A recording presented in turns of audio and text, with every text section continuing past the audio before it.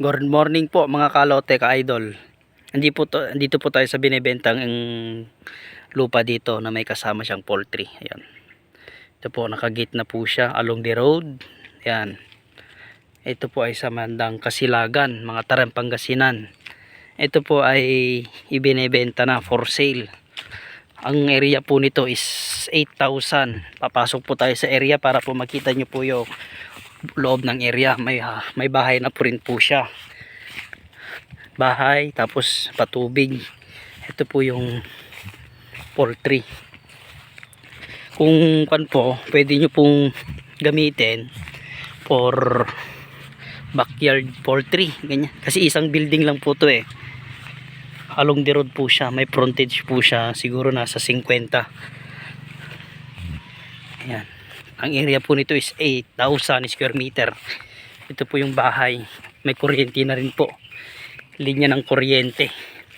Ibinebenta po ito ng taga Maynila. Buhay po siya.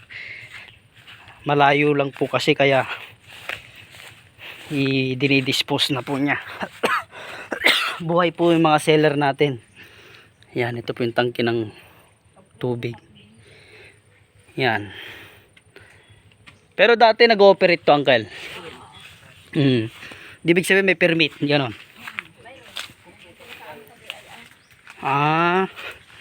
Masukal lang po dito, no?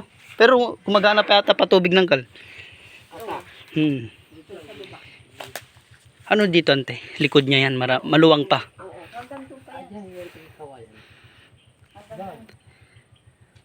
Malapad siya, no?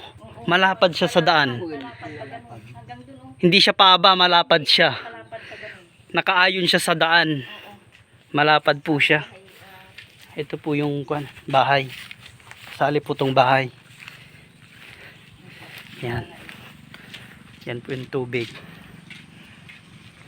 Malapit lang po sa highway. Mga lang siguro. Mga 1 kilometer po na mo. Wala pa. Wala pa. Mga 500 meters lang.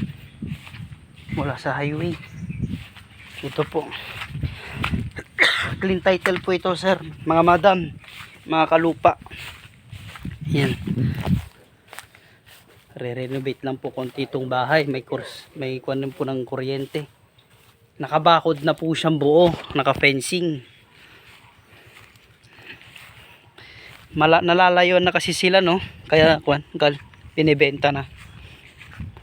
Tsaka doon na siguro yung buhay nila sa Maynila. Yan po.